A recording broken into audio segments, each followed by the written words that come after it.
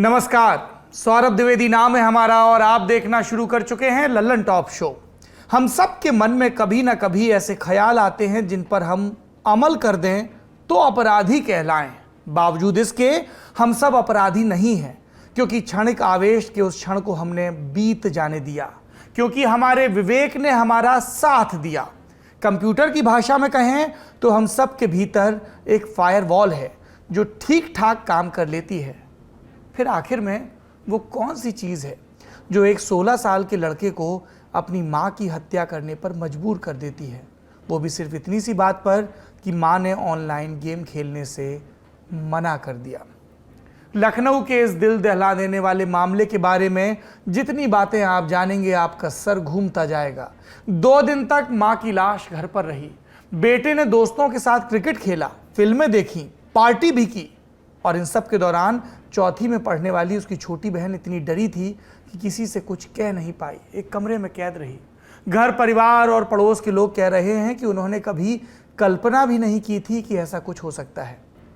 ये इस तरह का इकलौता मामला होता तो शायद हम एक पूरा लल्लन टॉप शो इस वाकये के नाम नहीं करते, लेकिन बीते दिनों में ऐसे कई मामले देखे गए जब बच्चों ने अचानक ऐसे कदम उठाए जो आम समझ से बाहर थे।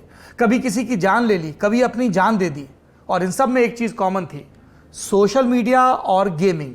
इसलिए लल्लन टॉप शो में आज हम लखनऊ वाले मामले के बहाने ये तफसील से समझेंगे कि इंटरनेट पर मौजूद चीजें बच्चों के मानसिक स्वास्थ्य को किस तरह प्रभावित कर रही हैं, और वो कौन से संकेत हैं जिन्हें देखकर आप अंदाजा लगा सकते हैं कि किसी बच्चे को मदद की जरूरत है। शो में ये सब बातें आपके सामने आएंगी और भी कई जरूरी खबरें होंगी, पर सबसे पहले दिन का वीडियो।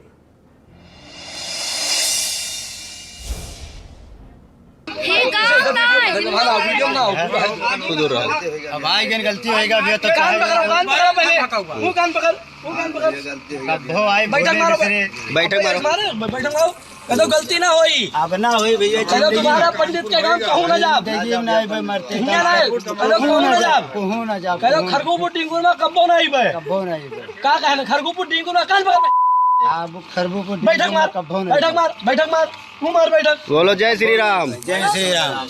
फिर से बोल जय श्री राम। जय श्री राम। और बोलो जय श्री राम, जोरत बोलो। जय श्री राम। जोरत श्री राम। जय श्री राम। जोरत बोलो जय श्री राम। जय श्री राम। हाथ उठाकर बोल। ये वीडियो यूपी में गोंडा जिले के खरगोपुर डिंगुर का बताया जा रहा है। भीख मांगने आए फकीरों के साथ गांव के कुछ लोगों ने किस तरह से बदसलूकी की वो आपके सामने है। 3 फकीर चादर लेकर गांव में भीख मांगने पहुंचते हैं, पर भिक्षा की जगह गंदी गालियां मिलती हैं।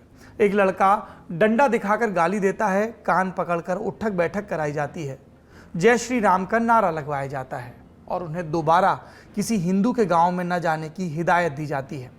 वीडियो के एक हिस्से में लड़का कहता है कि यही लोग कानपुर में पत्थर मार रहे थे। गांव का ही एक व्यक्ति जब लड़के को रोकने की कोशिश करता है तो वो उसे भी पीछे धकेल देता है और कहता है, बहुत देखे हैं तुम्हारी तरह के सेकुलर। गालियां बकते हुए वो फकीरों को गांव के बाहर भेजकर लौटता है। वीडियो बताता है कि नफरत की लकीर राजनीतिक चर्चाओं और बहसों से होते हुए गांव के कोनों तक पहुंच चुकी है। हमने अपने बचपन में देखा, गांव में सन्यासी आते हैं, फकीर आते हैं, लोग उन्हें अपनी तरफ से जो बन पड़ता है देते हैं, नहीं भी देते, लेकिन इस तरह की तस्वीरें नहीं दिखती थी, और अगर इन्हें वक्त रहते नहीं रोका गया तो हालात बहुत बिगड़ जाएंगे। द्वेष की यह भावना पूरे सामाजिक ताने बाने को तबाह कर देगी।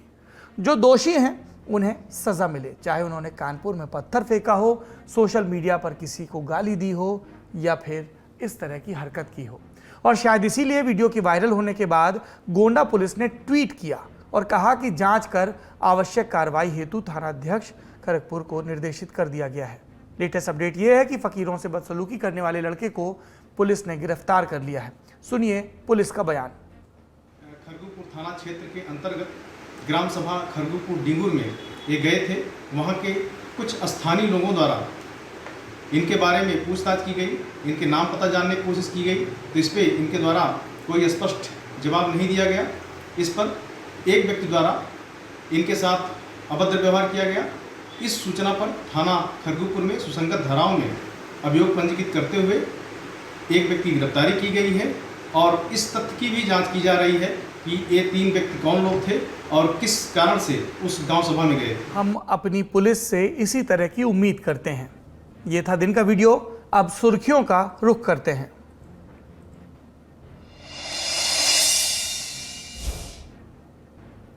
पहली सुर्खी नूपुर शर्मा के बयान और विवाद से जुड़ी है। पैगंबर मोहम्मद पर की गई विवादित टिप्पणी को लेकर अब आतंकवादी संगठन अलकायदा ने भारत में आत्मघाती हमले की धमकी दी है।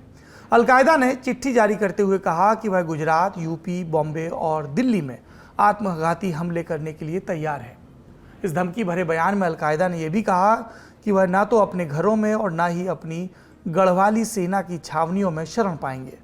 चिट्ठी में आगे लिखा कि हम उन लोगों को मार देंगे जो हमारे पैगंबर का अपमान करते हैं और हम अपने शरीर और हमारे बच्चों के शरीर के साथ विस्फोटक बांधेंगे। अंग्रेजी में लिखी इस चिट्ठी की हर लाइन में धमकाने वाली भाषा का इस्तेमाल किया गया है।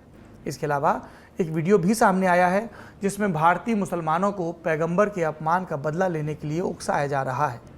इस्लामिक ट्रांसलेशन सेंटर नाम के ग्रुप ने यह वीडियो रिलीज किया है।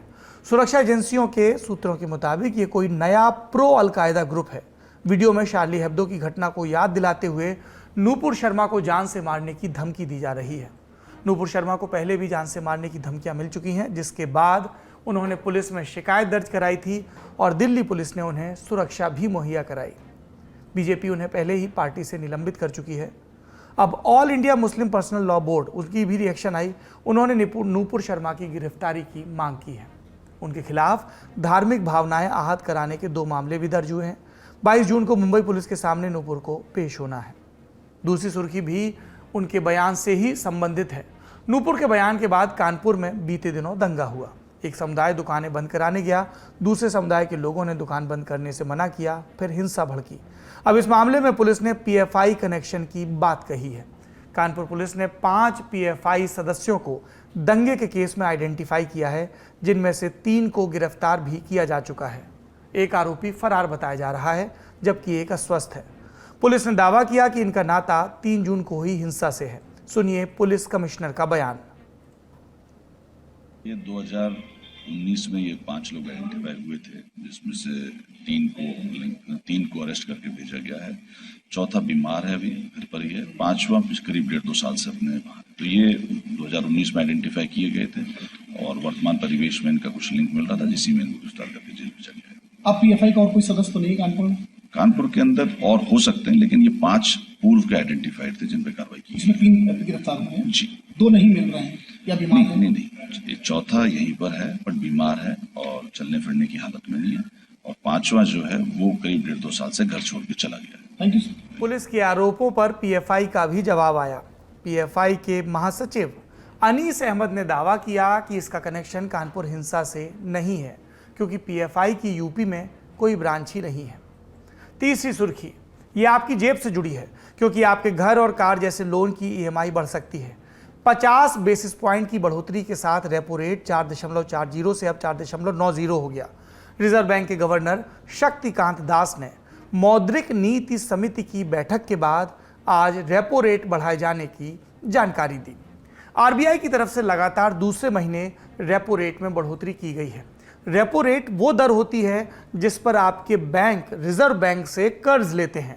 चूंकि अब रेपो रेट बढ़ गई है तो बैंकों को ज़्यादा ब्याज चुकाना होगा और इसीलिए वो आपको दिए कर्ज पर भी ज़्यादा पैसा वसूलेंगे। इसीलिए कर्ज की किस्त यानी कि ईएमआई आपको अब पहले की तुलना में महंगी पड़ेगी। पर एक फ़ायदा भी है। आरबीआई के इस कदम से अगर ईएमआई बढ़ सकती है तो बैंक में जमा पैसे पर मिलने वाले ब्याज की रकम भी बढ़ सकती है। यहाँ एक बात समझने वाली है, ईएमआई तो बढ़कर रहेगी, आपकी जमा रकम पर ब्याज बढ़ सकता है, संभावना है। आरबीआई द्वारा रेपो रेट बढ़ाने के पीछे बढ़ती महंगाई बताई गई। महंगाई को कंट्रोल करने के लिए ये कदम उठाया गया। इसे एक तरह से नकदी समेटना भी कहते हैं। कहा जा रहा है कि ब्याज दर ज़्यादा होगी तो लोन कम लिए जाएंगे, लोन कम लिए जाएंगे तो पैसा हाथ में कम होगा, खर्च भी कम किया जाएगा, डिमांड और सप्लाई बराबर रहेगी। दरअसल बैंक चाहता है कि महंगाई 4% के आसपास रहे, ऊपर नीचे हो भी तो 2% से कम ना हो और 8% से ज़्यादा ना हो। बावजूद इसके बीते महीनों में महंगाई लगातार 6% के पार रही। फिलवक्त खुदरा महंगाई दर 8% के आसपास चल रही है। सांख्यिकी मंत्रालय द्वारा जारी किए गए आंकड़े के मुताबिक अप्रैल 2022 में खुदरा महंगाई दर 7.79% रही, जो कि बीते 18 महीनों का सर्वोच्च पॉइंट था। थोक महंगाई दर तो 25 साल के रिकॉर्ड स्तर पर पहुंच गई है और ये 14% को पार कर चुकी है। इसी सिलसिले में आरबीआई लगातार 2 बार रेपो रेट बढ़ाकर कोशिश कर रहा है। अगर इस पर भी कंट्रोल नहीं हुआ तो बार बार रेपो रेट बढ़ाने से मंदी का भी खतरा हो सकता है। चौथी सुर्खी, केंद्र सरकार ने 17 खरीफ फसलों के लिए न्यूनतम समर्थन मूल्य यानी मिनिमम सपोर्ट प्राइस MSP को बढ़ाने की मंजूरी दे दी है। केंद्रीय कैबिनेट ने 2022-23 के फसल वर्ष के लिए धान की MSP को 100 रुपये बढ़ाकर 2040 रुपये प्रति क्विंटल कर दिया है। इसी तरह बाजरे पर 100 रुपये, मक्के पर 92 रुपये, उड़द पर 300 रुपये, मूंगफली पर 300 रुपये और तिल पर 523 रुपये प्रति क्विंटल बढ़ाया गया MSP। इससे खरीफ की फसल के लिए के संदर्भ में किसानों के लिए राहत भरा फैसला माना जा रहा है। खरीफ की फसल ये उन फसलों को कहा जाता है जिनकी बुआई भारत में जून जुलाई के महीने में होती है, चौमासा शुरू होते वक्त, और कटाई अक्टूबर में की जाती है, क्योंकि उसके बाद फिर गेहूं का सीजन शुरू होता है। दूसरी फसल इसमें क्या आता है? धान, मक्का, ज्वार, बाजरा, मूंग और कपास जैसी फसलें। इसके अलावा सरकार जल्द ही व्यापारियों को भी लगभग 1.2 मिलियन टन गेहूं बाहर भेजने की अनुमति देने पर विचार कर सकती है। आप कहेंगे ये MSP से इस पर आ गए। दरअसल दोनों खबरें कृषि क्षेत्र से जुड़ी हैं। एक MSP बढ़ाने को लेकर है और दूसरी रियायत देने को लेकर है। न्यूज एजेंसी रॉयटर्स के मुताबिक पिछले महीने गेहूं के निर्यात पर अचानक प्रतिबंध के बाद से कई बंदरगाहों पर गेहूं की खेप फंस गई थी। अब इन्हें रवाना किया जा सकता है। पांचवी सुर्खी उत्तर प्रदेश विधान परिषद चुनाव से जुड़ी है। बीजेपी ने अपने 9 MLC प्रत्याशियों की लिस्ट जारी कर दी। इसमें केशव प्रसाद मौर्य, चौधरी भूपेंद्र सिंह, दयाशंकर दयालु जैसे वो सारे नाम हैं जो योगी आदित्यनाथ की मंत्रिपरिषद का हिस्सा बने हैं। हम जानते हैं ये नियम है, मंत्री बनने के दौरान या उसके बाद 6 महीने के भीतर सदन का, किसी भी एक सदन का उत्तर प्रदेश के संदर्भ में हिस्सा बन जाना चाहिए। बीजेपी की सूची में एक चौंकाने वाला नाम मुकेश शर्मा का है, जो फिलहाल बीजेपी में लखनऊ महानगर के अध्यक्ष हैं। जानकारों का कहना है रक्षा मंत्री राजनाथ सिंह से करीबी उनके काम आई। एक और बात पर लोगों ने ध्यान दिलाया कि इसमें मुलायम सिंह यादव की पुत्रवधू अपर्णा यादव का नाम नहीं है। अपर्णा विधानसभा चुनाव के पहले सपा का दामन छोड़कर भाजपा में आई थी, और जब आई थी तो JP नड्डा समेत तमाम बड़े नेताओं ने उन्हें पार्टी की सदस्यता दी थी। विधानसभा का टिकट नहीं मिला, चर्चा थी कि शायद MLC बन जाए, पर फिलहाल बीजेपी वेट एंड वॉच के मूड में है। बीजेपी के अलावा समाजवादी पार्टी के भी 4 प्रत्याशियों का आज नामांकन हो गया। विधायकी का ये चुनाव हारे स्वामी प्रसाद मौर्य, इटावा के पुराने समाजवादी सोबरन यादव के बेटे मुकुल यादव, जिन्होंने करहल की सीट छोड़ी थी अखिलेश यादव के लिए। इन 2 का MLC बनना तय है। इसके अलावा 2 मुस्लिम चेहरों को भी तरजीह दी गई, जैस्मीन अंसारी और शाहनवाज खान। कहा गया कि यहां पर आजम खान की चली और किसकी नहीं चली? कांग्रेस छोड़कर सपा में आए सहारनपुर के कद्दावर नेता इमरान मसूद का नंबर इस बार भी नहीं आया। इमरान मसूद से जुड़े सूत्रों का कहना है कि अखिलेश यादव ने विधानसभा चुनाव से पहले उन्हें प्रॉमिस किया था कि चुनाव के बाद अगर सरकार बनी तो वो मंत्री पद की शपथ लेंगे, और सरकार नहीं बनी तो राज्यसभा या विधान परिषद जहां भी मौका लगेगा उन्हें भेजा जाएगा। पर दोनों ही चुनाव बीत गए, इमरान का नंबर नहीं आया। यूपी की बात करें तो यहां 13 सीटों पर 20 जून को चुनाव होना है। अगली सुर्खी, इसका संबंध सिद्धू मूसेवाला के हत्याकांड से है। आज उनके लिए अंतिम अरदास का आयोजन किया गया। इसके लिए मूसेवाला के परिवार के साथ हजारों प्रशंसक भी पहुंचे।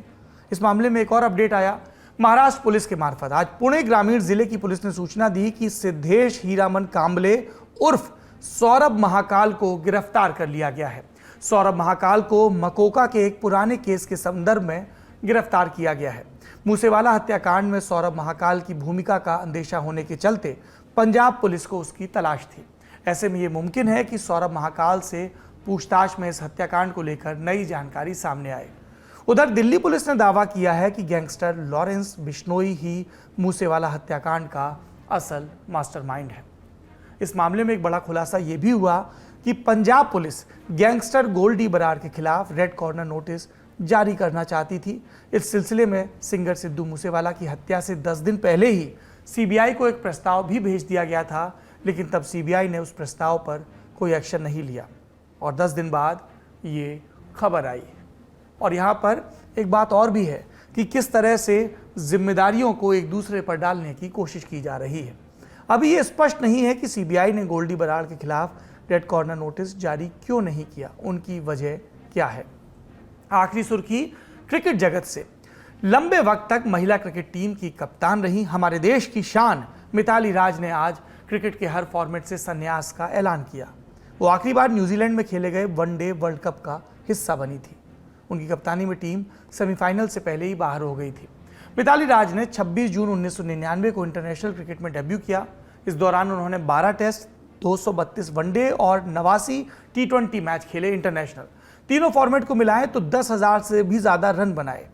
उन्होंने रिटायरमेंट का ऐलान करते हुए एक इमोशनल लेटर अपने सोशल मीडिया अकाउंट पर शेयर किया, जिसमें कहा कि उनके जीवन के पिछले 23 वर्ष सबसे ज़्यादा चुनौतीपूर्ण और आनंददायक रहे हैं।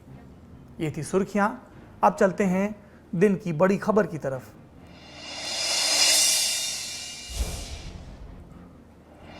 पश्चिम बंगाल स्थित सेना के एक ठिकाने पर तैनात एक सैनिक परेशान है। 2 दिन से वो अपनी पत्नी से बात करना चाह रहे हैं, लेकिन वो फ़ोन नहीं उठा रही। 7 जून की शाम अचानक उनका बेटा उन्हें फ़ोन करके कहता है कि एक इलेक्ट्रीशियन ने घर में घुसकर मम्मी को गोली मार दी। खबर सुनकर किसी के भी पैरों तले ज़मीन खिसक सकती है। बावजूद इसके सैनिक अपने भाई को फ़ोन कर घर जाने को कहते हैं, क्योंकि घर पर अब भी उनका 16 साल का बेटा और करीब 10 साल की बच्ची मौजूद है। परिजन घटनास्थल पर पहुंचते हैं, यानी घर पहुंचते हैं और पुलिस को खबर की जाती है। 7 जून को ही रात 9 बजे के करीब लखनऊ पुलिस की एक टीम अपने साथ फॉरेंसिक लैब के लोगों को लेकर वारदात वाले घर पर पहुंचती है। मृतक का 16 साल का बेटा पुलिस को बताता है कि घर में बिजली का काम चल रहा था और एक इलेक्ट्रीशियन का आना जाना लगा रहता था। 6 जून को किसी बात पर इलेक्ट्रीशियन और मां के बीच बहस हो गई, जिसके बाद उस बिजली वाले ने उनकी गोली मारकर हत्या कर दी। इसका मतलब घटना एक दिन पहले की थी। लड़का और परिजन घटना बयान कर रहे हैं, लेकिन पुलिस का ध्यान लगा है उस तेज दुर्गंध पर जो हत्या के कमरे में ही नहीं पूरे घर में भरी पड़ी है, यानी शव सड़ना शुरू हो चुका है। ये एक दिन में होना असंभव है और यहीं से पुलिस के दिमाग में शक पैदा होता है कि उसे बताई जा रही कहानी में गड़बड़ है। पुलिस शुरुआती मुआयने में ये पाती है कि घर में घुसने का सिर्फ एक रास्ता है, सामने वाला दरवाज़ा, और वहाँ किसी के जबरन घुसने के निशान नहीं, ना ही पड़ोसियों ने किसी को घुसते देखा।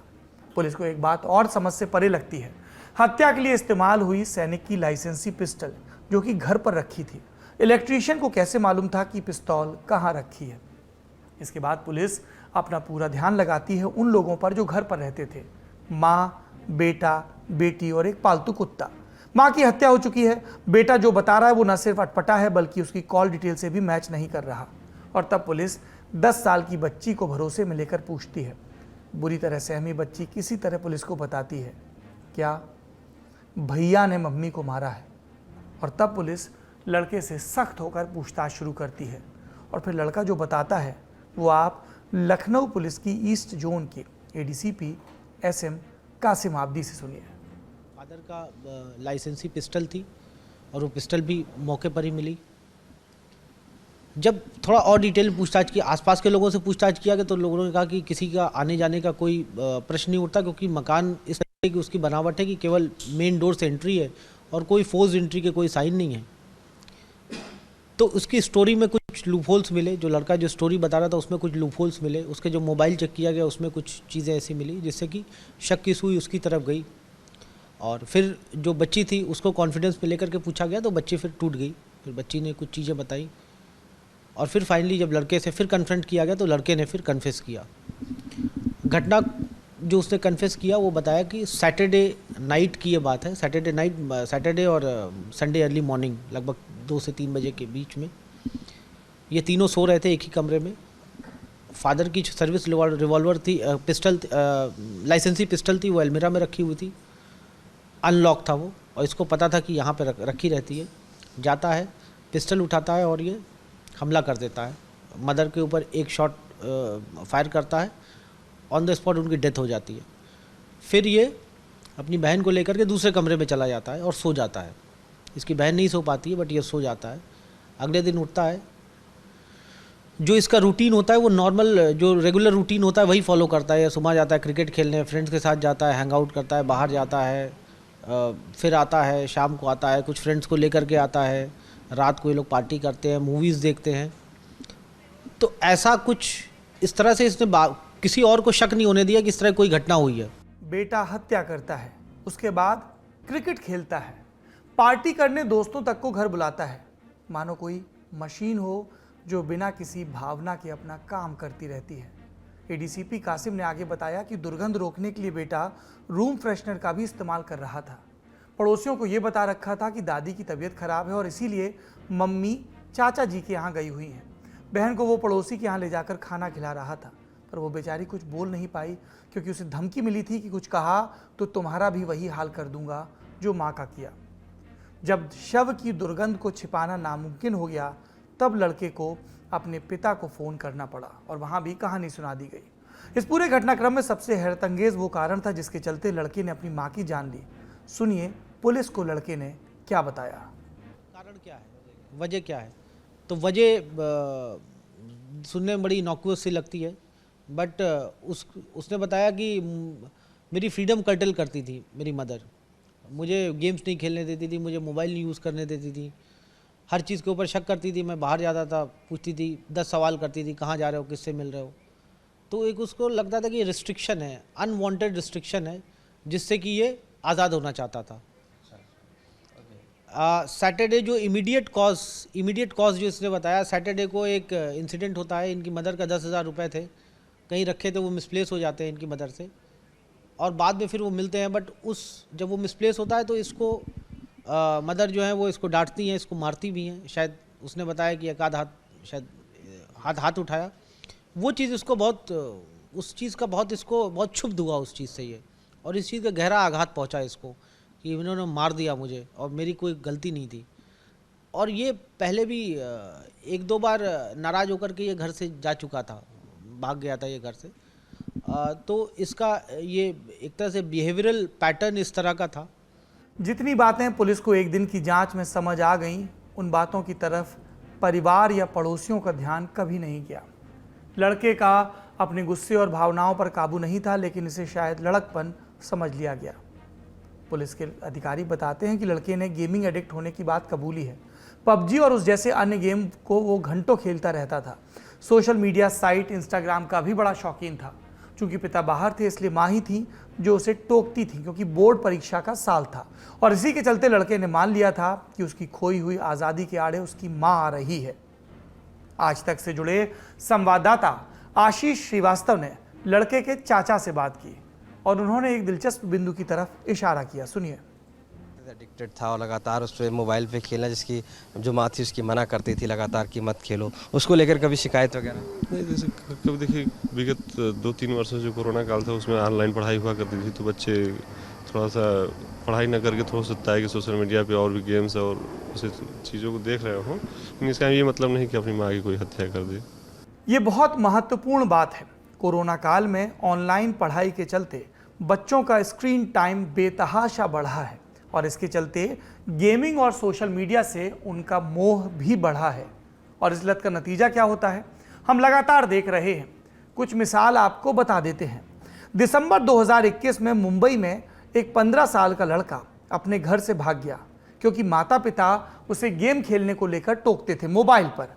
माँ बाप ने फ़ोन से सिम निकाल कर रखना चालू कर दिया तो लड़का रेलवे स्टेशन जैसी ओपन वाईफाई वाली जगहों पर जाकर गेमिंग करने लगा। जब टोका जाता तो वो अपने गुस्से को काबू नहीं रख पाता। आखिरकार एक दिन वो घर से भाग गया। पुलिस में शिकायत की गई। लड़के के साथ पबजी खेलने वाले बच्चों से संपर्क किया गया और इन्हीं में से एक के यहाँ लड़का मिल गया गेम खेलते हुए। दिसंबर 2021 में ही राजस्थान के नागौर जिले में एक 16 साल के लड़के ने 12 साल के अपने चचेरे भाई की गला दबाकर हत्या कर दी क्योंकि दोनों के बीच ऑनलाइन गेम्स के पेमेंट टोकन को लेकर झगड़ा हो गया था। इसके बाद उसने लाश को खेत में गाड़ दिया और सोशल मीडिया के जरिए परिवार से 5 लाख की फिरौती भी मांग ली। अब पिछले महीने यानी मई 2022 की इस खबर को देखिए। गुजरात के राजकोट में एक 17 साल के लड़के ने खुदकुशी कर ली। मां ने पुलिस को बताया कि लड़के को पबजी की लत थी। यहां बार बार एक खेल का नाम आ रहा है, पबजी। पबजी दरअसल अंग्रेजी शब्द प्लेयर्स अननोन्स बैटल ग्राउंड्स का शॉर्ट फॉर्म है पबजी। पबजी इंटरनेशनल पर खेला जाता है। अलग अलग लोग एक ही खेल में शामिल हो सकते हैं।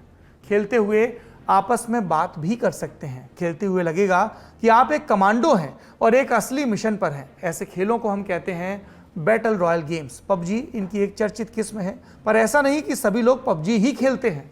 बैटल रॉयल जॉनर के कई और खेल हैं जिनमें मारधाड़ है और जो इतने लोकप्रिय हैं कि उनकी लत लगने की शिकायतें मिलती रहती हैं। पबजी का उल्लेख अलग से इसलिए किया गया क्योंकि आप ऑनलाइन गेमिंग की लत और उसके चलते सुसाइड या हत्या की खबरें तलाशेंगे तो इस गेम का जिक्र खूब सारी खबरों में मिलेगा। लखनऊ में जो हुआ उसे लेकर पुलिस की जांच अभी जारी है और दोषी या निर्दोष का फैसला न्यायालय से होगा। लेकिन यहाँ तक आते आते ये स्थापित हो जाता है कि सोशल मीडिया और ऑनलाइन गेमिंग के चलते बच्चों के मानसिक स्वास्थ्य पर किस तरह का असर पड़ रहा है। इसे लेकर हमने बात की डॉक्टर आरती से, जो सर गंगाराम अस्पताल में क्लिनिकल साइकोलॉजिस्ट हैं। डॉक्टर आरती ने इस तरफ इशारा किया कि लखनऊ वाले मामले में गेमिंग की लत से इतर कारण भी हो सकते हैं। सुनिए।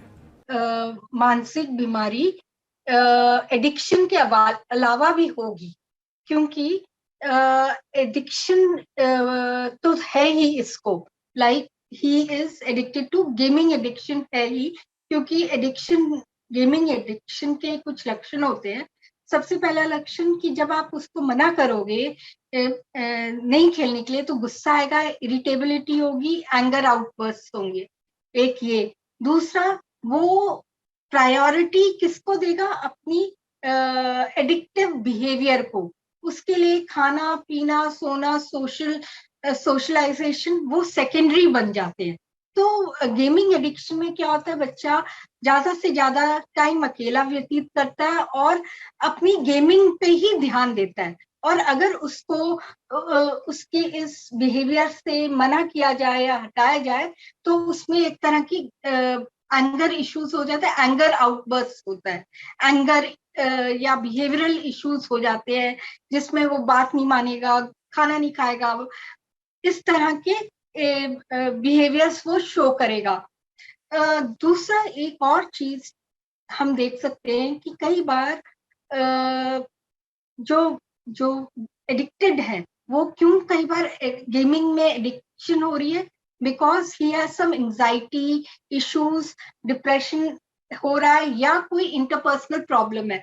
उसको एस्केप करने के लिए भी कई बार बच्चे दे गो इनटू गेमिंग एंड लगातार गेमिंग करते करते उनको एडिक्शन हो जाती है। डॉक्टर आरती की ये बात गेमिंग और गेमिंग की लत को देखने का एक नया नज़रिया पेश करती है।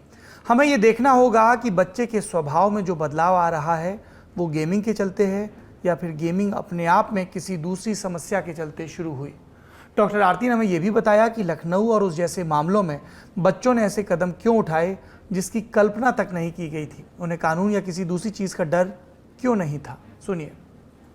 मदर को मार दिया, इसमें एक जो बच्चे के जो लक्षण दिखते हैं, कंडक्ट डिसऑर्डर हमें जिसमें कहते हैं, जिसमें बच्चा या एडोलेसेंट को कोई फर्क नहीं पड़ता, वो लॉ एंड ऑर्डर से ही इज नॉट वरिड, उसको सिर्फ अपने अर्जेस या अपने काम जो उसको चाहिए वो निकलवाना है, या किसी की बात नहीं मानना, लाइंग करना, झूठ बोलना जैसे लक्षण दिखते हैं, और एग्रेसिव बिहेवियर, वैंडलिज्म, ये सब कंडक्ट डिसऑर्डर में दिखता है। और हम मोस्टली ये लॉ से भी बिगड़ जाते हैं बच्चे, मतलब दे डू सच बिहेवियर्स कि उनको लॉ के अंदर अरेस्ट किया जाता है। तो इन दिस केस बच्चों में ये भी देखा गया है, या एडोलेसेंट में जो एंटी सोशल बिहेवियर जिसे कहा जाता है या कंडक्ट डिसऑर्डर कहा जाता है, इसमें बच्चे they will not feel any guilt feeling कि मैंने कुछ गलत किया है। उनको ये फीलिंग ही नहीं होगी कि मैंने कुछ गलत किया है, मैंने ठीक किया है। They have no emotions. तो इसी तरह हम इस बच्चे में भी हम ये देख रहे हैं कि मारने के बाद इसको कोई गिल्ट ही नहीं हो रहा। उसने छुपा दिया 3 दिन तक या 2 दिन तक, वो खेलता रहा, पार्टी करता रहा। अब आते हैं लाख टके के सवाल पर कि लखनऊ जैसी अनहोनी से पहले कैसे मालूम किया जाए कि हमारे घर में जो बच्चे हैं कहीं उन्हें मदद की जरूरत तो नहीं। सुनिए। सबसे पहली चीज जो हमें दिखेगा कि बच्चे के मूड चेंजेस होते हैं, ठीक है, कि जब भी आप उसको बोलते हो नहीं करना, नहीं देखना, तो he gets angry, aggressive, violent behaviour show करेगा, ठीक है, जब भी आप उसको ना बोलोगे। सेकेंडली, आप ये देखोगे कि ये ज्यादा से ज्यादा टाइम अपनी गेमिंग पे लगा रहा है और उसको कोई फर्क नहीं पड़ रहा कि उसकी पढ़ाई में हर्जा हो रहा है, वो अपने फ्रेंड से नहीं मिल रहा, अपने खा पी नहीं रहा अपना, मतलब कि मैं for example you will find कि बच्चे पबजी या कोई भी गेम खेल रहे हैं, 3 घंटे खेलते रहते हैं, खाना कम खाते हैं, फटाफट खा लेते हैं, या एक रोटी खा ली, या they will delay eating food. So जब आप ये सब लक्षण देखते हैं, पेरेंट्स देखते हैं कि यार 4-5 घंटे से ये खा ही नहीं रहा, इसको भूख भी नहीं लग रही। Most important thing, sleep disturbance, ठीक है, कि रात को 3-4 बजे तक खेलना, कि छुप छुप के खेलना, पेरेंट्स को पता ही नहीं लगना, या बाद में पेरेंट्स को पता लगे कि ये तो 4 बजे तक गेम खेलता रहा है, एंड सुबह उठ नहीं पाना, और क्लास अटेंड नहीं कर पाना, ऑनलाइन क्लासेस या क्लास में स्टडीज में बहुत ज्यादा प्रॉब्लम्स आ रही हैं बिकॉज ऑफ दिस थिंग। तो घर में तो आपको ये पता चलेगा कि उसकी स्लीप ही नहीं, he is not able to sleep, भूख कम होना, स्लीप डिस्टर्बेंसेस होना, पेरेंट्स के साथ लड़ाई झगड़ा, इरिटेबिलिटी, सोशलाइजेशन कम कर देना, and most important, they remain isolated in one room. एक ये चीज। दूसरी बहुत इंपॉर्टेंट चीज है, you will see they will have problems in neck, pain issues आ जाएंगे, आईज में प्रॉब्लम्स आ जाएंगी, उनको कम दिखाई देना शुरू हो जाएगा, pain in the back, pain back होगी, नेक में प्रॉब्लम्स होंगी। So these physical symptoms will also be shown, and आप देखोगे ये जब इनका व्हेन आई से स्लीप साइकिल इज डिस्टर्ब, आप देखोगे दिन में वो ज्यादा सो रहे हैं, थका महसूस कर रहे हैं, फटीग बहुत ज्यादा है, और डिसओरिएंटेशन ऑल्सो, कि आप उनको बार बार बुला रहे हो, वो आपकी बात नहीं सुन रहे, अपनी ही दुनिया में है। So that kind of thing you will C in children. और जब ये आप ज्यादा देखो, जैसे 1 महीने 2 महीने से बढ़ता हुआ देख रहे हो, तब पेरेंट्स को हेल्प लेनी चाहिए, जब आपको लगे कि ये सारे लक्षण एक्सट्रीम में जा रहे हैं। मतलब मोबाइल फ़ोन और इंटरनेट हमारे वक्त का शाश्वत सत्य है। बच्चों के असाइनमेंट आते हैं, पढ़ाई के लिए या किसी दूसरी चीज़ के लिए हम उनको मोबाइल देते ही, हालांकि सलाह ये दी जाती है कि निगरानी में दें और कम से कम एक्सपोजर टाइम रखें। हम खुद भी जिस रोज़गार में हैं, जिन चीज़ों में, यानी कि बड़े आपके और हमारे जैसे लोग, वो भी रात दिन मोबाइल पर लगे रहते हैं। बहुत मुमकिन है कि आप ये लल्लन टॉप शो भी मोबाइल पर देख रहे हैं। तो क्या किसी चीज़ को सिरे से खारिज कर दिया जाए? ये मुमकिन नहीं है। इसी मोबाइल के ज़रिए हमारी ज़िंदगी आसान भी होती है। इसी इंटरनेट के ज़रिए बैंक ट्रांजैक्शन से लेकर सरकारी कागजात बनवाने तक और दुनिया जहान की चीज़ें जानने तक। लेकिन हर शक्ति के साथ एक जिम्मेदारी आती है। बड़े शायद थोड़े से ज़्यादा समझदार हों इसे बरतने में, पर बच्चे वो इसके पंजे में फंस रहे हैं, वो इसका शिकार हो रहे हैं, इसके गुलाम हो रहे हैं। गेमिंग करते हुए उनके दिमाग में एक अलग तरह का जुनून पैदा होता है, एक्साइटमेंट पैदा होता है। जब स्कूल बंद हुए तो बच्चों का स्क्रीन टाइम बढ़ा और इंटरनेट से रिश्ता बढ़ा और गेमिंग पर उनकी निर्भरता भी बढ़ी। सार्वजनिकता, सामुदायिकता कम हुई और वो इस ओवरडोज के शिकार हो गए। ऐसे मामलों में हमें अब क्या कदम उठाने चाहिए? सुनिए विशेषज्ञ से। ये जो एक्सट्रीम केसेस होते हैं, इसमें तो सबसे पहले जो होता है ना, इसको prevention is better than cure, ठीक है। तो पेरेंट्स को जैसे ही ये लक्षण दिखे, तो ये लक्षण फटाफट क्या करने चाहिए, इनको लक्षणों को देखकर इनका समाधान ढूंढना पड़ेगा। आप साइकोलॉजिस्ट के पास जाइए और उनसे काउंसलिंग लीजिए। अब अगर बहुत ज्यादा हो गई है तो प्रिवेंशन में ये भी हम कर सकते हैं कि आपको पेरेंट्स को भी अपने through modelling, through their own behaviour, laptop और फोन्स का कम यूसेज, कि बच्चे को बताएं कि सब परिवार लोग इतना ही टाइम गेमिंग कर लेंगे या टीवी देख लेंगे या मोबाइल देख लेंगे। एक तरह से सारे परिवार की एक वो होनी चाहिए, रूल होना चाहिए कि बच्चा बैठ के सब परिवार के लोग इतने घंटे ही देखेंगे, एक तरह से ये करा जाए। सेकेंडली, अगर बहुत ज्यादा है तो he will require clinical counselling sessions from a psychologist. Parents को भी टीवी काउंसलिंग होगी। साथ में अगर एडिक्शन इतनी ज्यादा है, जहाँ पे बिहेवियरल इश्यूज बहुत ज्यादा आ रहे हैं, जैसे एंगर एंड वायलेंट बिहेवियर, वहां पे sometimes we might have to give medication. पिछले साल यानी 2021 में एक रिपोर्ट आई थी, Indian Academy of Paediatrics guidelines on screen time and adolescents.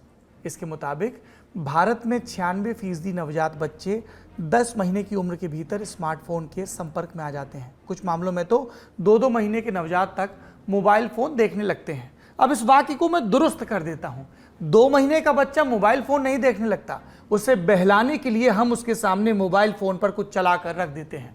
और एक्सपर्ट्स वो क्या कहते हैं इसके बारे में कि 18 महीने से छोटे बच्चों को तो डिजिटल मीडिया और मोबाइल की स्क्रीन से पूरी तरह दूर रखा जाना चाहिए। 2 से 5 साल के बच्चों को दिन में 1 घंटे से ज़्यादा मोबाइल के संपर्क में नहीं रखना चाहिए। कई मामलों में बच्चे अपने अभिभावकों से ज़्यादा डिजिटल स्किल रखते हैं और इसीलिए वो माता पिता को भरोसा दिलाने में कामयाब रहते हैं कि उन्हें किसी निगरानी की ज़रूरत नहीं। और माता पिता भी बड़े उससे बताते हैं आजकल के बच्चे तो बड़े स्मार्ट हैं, पर सच क्या है, आत्मनियंत्रण उन बच्चों का कम होता है। इसीलिए बच्चे किसी भी इनाम के लालच में गेमिंग के आदी बनते जाते हैं। ये इनाम कुछ भी हो सकता है, पॉइंट्स या कोई शील्ड या फिर जीत की खुशी। इसलिए सारे खेलों में जीतने और खोजने के लिए बहुत कुछ रखा जाता है। गेम डिज़ाइन ही इस तरह से किया जाता है कि लोग लंबे समय तक उसे खेलते रहें। छोटे छोटे इनाम पाने का ये सिलसिला वक्त के साथ इतना हावी हो जाता है कि गेमिंग से इतर किसी और चीज़ का महत्व बच्चा समझ ही नहीं पाता और तब पैदा होती है अनहोनी की गुंजाइश। मोबाइल फ़ोन या गेमिंग अपने आप में ख़राब नहीं है और ना ही इसके चलते हमारे बच्चे पूरे के पूरे बिगड़ रहे हैं। वो मोबाइल ही था जिसने आपके बच्चों को कोरोना काल में क्लास से दूर रहते हुए भी क्लास तक पहुंचाया। और गेमिंग एक स्किल है। आप ये जानकर हैरान होंगे कि ऐसी जगहों पर जहां तेज़ रिफ्लेक्स की ज़रूरत होती है, मिसाल के लिए फाइटर पायलट, वहां गेमर्स बहुत अच्छा प्रदर्शन करते हैं। इससे ये स्थापित है कि सारा खेल चुनाव का है। हमें चुनना होगा कि हमें मोबाइल और गेमिंग से क्या चाहिए। और चूंकि बच्चे सारी चीज़ें अपने से नहीं समझ सकते, इसलिए आपको इस चुनाव में उनकी मदद करनी होगी, उनके साथ खड़े होना होगा, सख्ती भी करनी होगी, मानसिक स्वास्थ्य को लेकर सतर्क रहना होगा। ये छोटे छोटे काम करेंगे तो आप और आपके बच्चे महफूज रहेंगे। ये था आज का लल्लन टॉप शो। आखिरी में सोशल मीडिया ऐप कू पर पूछी गई राय। सवाल क्या है? क्या कोरोना काल में आपके बच्चों के स्वभाव में परिवर्तन आया है? हाँ कहने वालों की संख्या 77% है, नहीं कहने वालों की संख्या 23%। अगर आप भी इस सोशल मीडिया ऐप कू पर हमारे पोल का हिस्सा बनना चाहते हैं तो लल्लन टॉप को वहां जाकर ज़रूर फॉलो करें। आज के लल्लन टॉप शो में इतना ही। अपनों का, खास तौर पर अपने बच्चों का खूब ख्याल रखें। शुक्रिया, शुभ रात्रि।